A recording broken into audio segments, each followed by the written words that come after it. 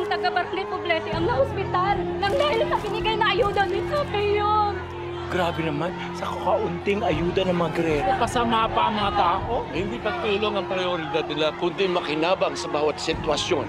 Kailangan nating malaman kung ano talaga ang nangyari. Oo. Doon lamang tayo makakatulong sa mga dinaranas ng mga tao sa ilalim ng mga Guerrero. Oo.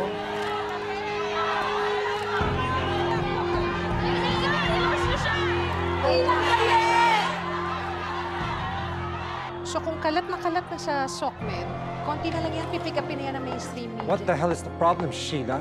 Mayor, 35 na tao na po ang sinugod sa ospital dahil sa food poisoning. Ano? Food poisoning ng mga taga-Poblete? Ano ba yan? Kung ano-ano nga kinakain nila, kinatanggap naman ng sikmura nila, tapos ngayon mag-iinarte sila. Dahil daw ho dun sa mga expired na dilatang kinain nila, doon nasira yung mga tiyan nila. Putok na rin ho yung issue sa social media. No! I can't afford to have a scandal like this right now, Sandy. Kakaupo ko pa lang. What are we gonna do about it, Sheila? Kuya, may scandal tayo. Okay, Bill. Okay, here's the plan. I will handle the damage control. Glito, kailangan hanapin mo ang press. Tell them you are on top of this situation. And please, I sent you the script. Follow it. I got this, Kuya. Oh, ano? Syunga-syunga lang ang peg?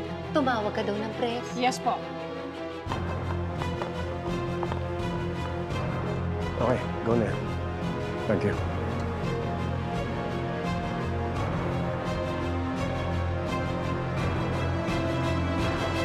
Ang pihirang gobyerno to.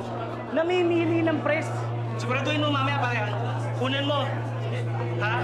Sana makuha mo yung sinasabi ko ha. Press, magandang araw po. Thank you all for coming. Nandito na ho si Mayor.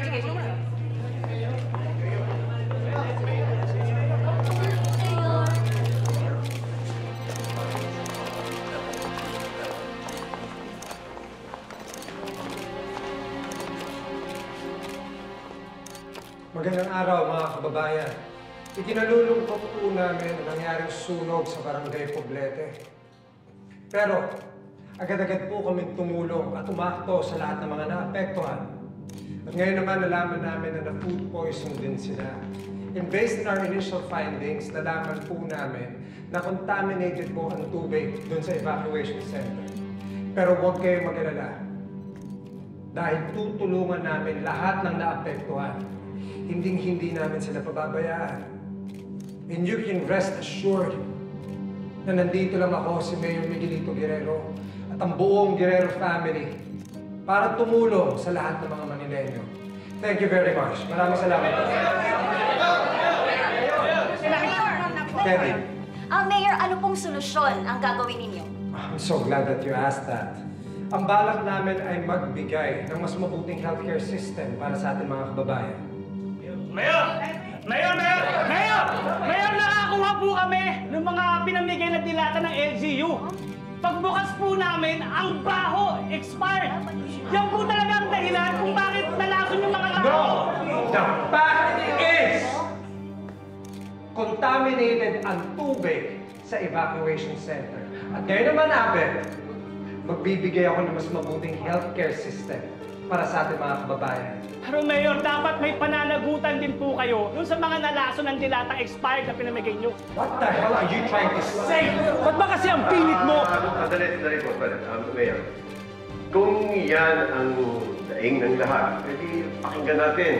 Imbestigahan isa-isa lahat ng suppliers ng relief operation. Eh paano nga po yung mga nasa ospital? Bata, matanda, nagkakasakit 50-50 po.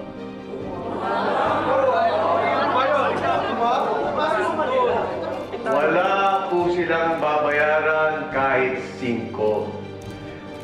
Yan po ang tatak, Guerrero. Alam niyo naman, concerned kami sa aming mga nasasakupan. Sa katotohanan po, bago nangyari itong insidente ito, meron na kaming nakalatag ng mga plan para mapaganda ang ating healthcare system at ma-improve ang ating existing hospitals at magdagdag pa ng mas maraming healthcare centers sa malalayong po. Oo, tsaka, Ambulansya!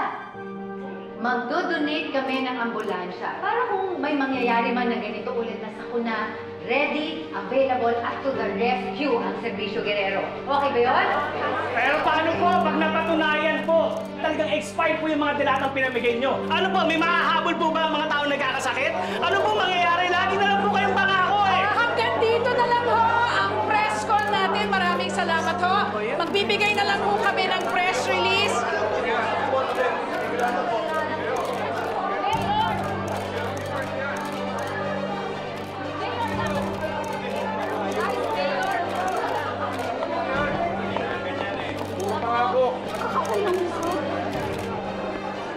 Kung hindi nila paiimbestigahan yan, kakampi nila yung mga suppliers. Lolokohan lang tayo dito eh. Oo, pangako yung mga gerero na yan. Sigurado, walang matutupad dyan. Hindi maaari yan. Halika. Tara.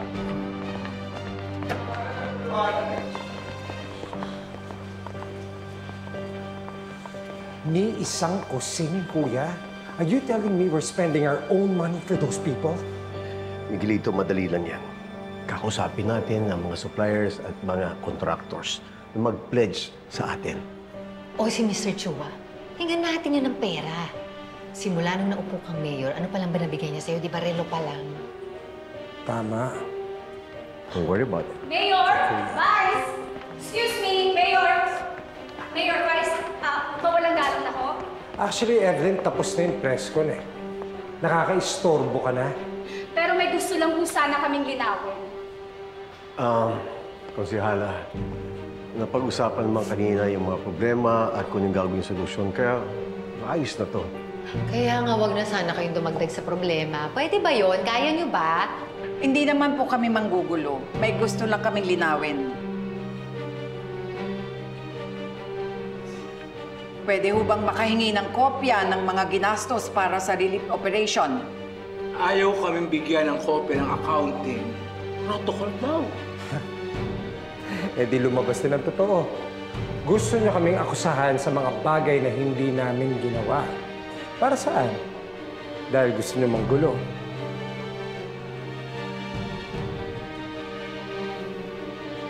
Transparency. Wala naman kayong tinatago. Hindi pwede nyo kami bigyan. Ganyan lang naman kasimple yan, Mayor. Well, kung gano'n naman pala kasimple, Congressman, then why don't you file a resolution and get a copy yourself? Kung papasa. Kung di mo kami pagbibigyan, mas lalong lilinaw lang kung ano talagang nangyayari.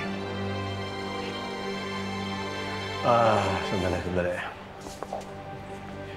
Hindi naman natin kailangan mag-away-away. Kung yun ang gusto ninyo, iutos ko na i-release sa inyo ang dokumento ng relief operation. Para matapos itong gulo na to. Salamat, Vice. Aasahan ko po yan. Nangyari po yan. Salamat. Maraming salamat din po. Buti naman. Salamat lang.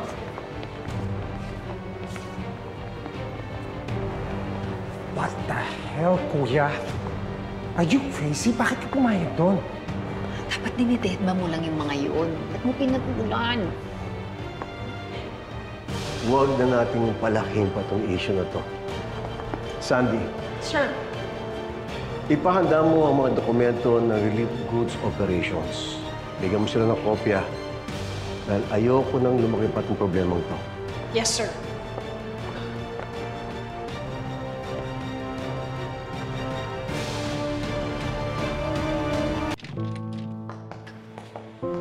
Jesus, kahit kailan, buwisit talaga yung kampo nila Tanggol, ma. Sobrang epal ka mo.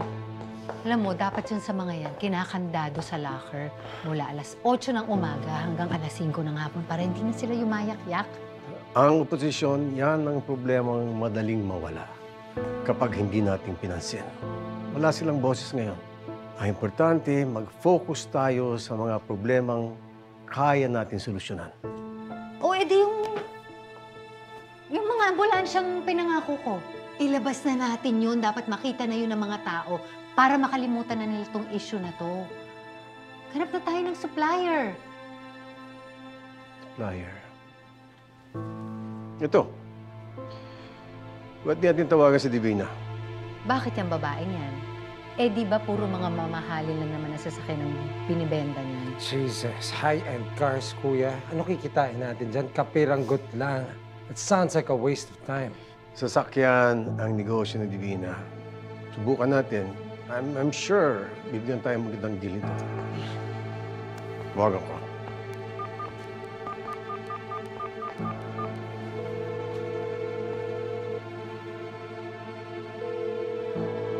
Hello.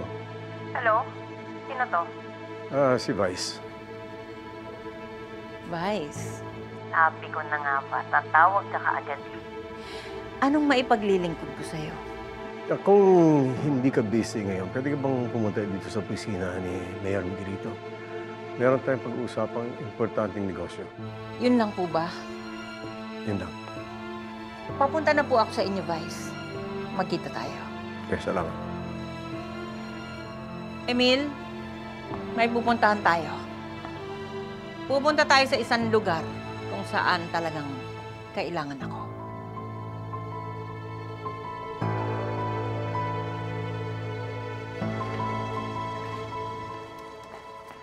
Ma'am Timding, pinabibigay po ng accounting. Ito daw po yung nire-request niyo.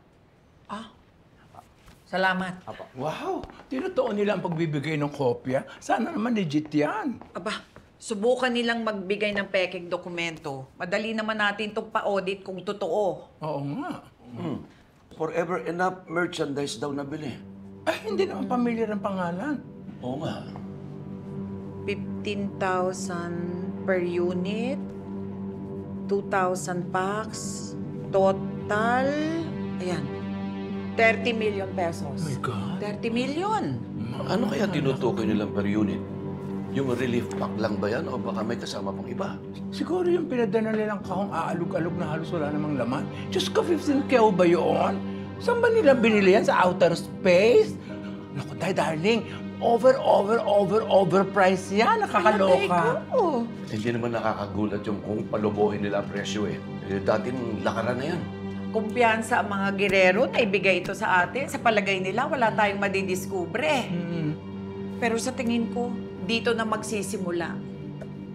Tutulungan nito tayong maipalabas ang dumi ng mga girero. Oo nga. Tama yan.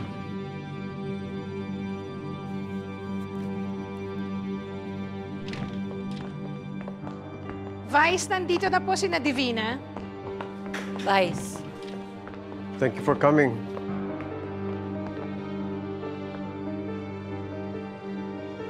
Oh, please sit down.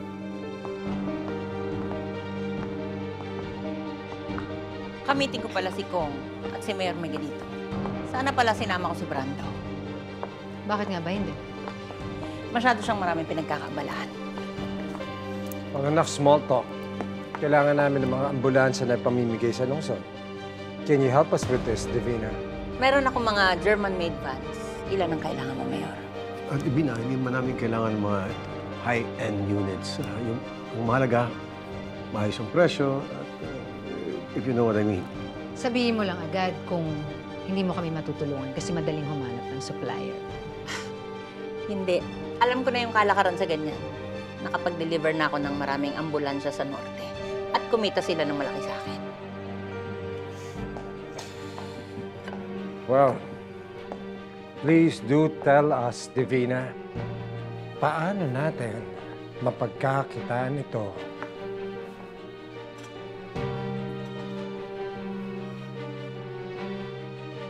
Kukuha tayo ng mga van, second hand, mga 300 to 400,000 lang. Papalitan natin ng pintura, pagmumukha natin bago. Sabay sasalpakan natin ng sirena at konting medical equipment. May bagong ambulansya ka na. Anong title niya? Kami na rin ang bahala.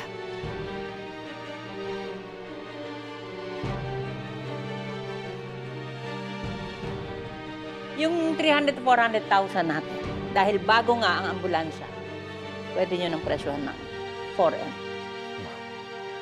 Well, I can see you've done this before, Divina.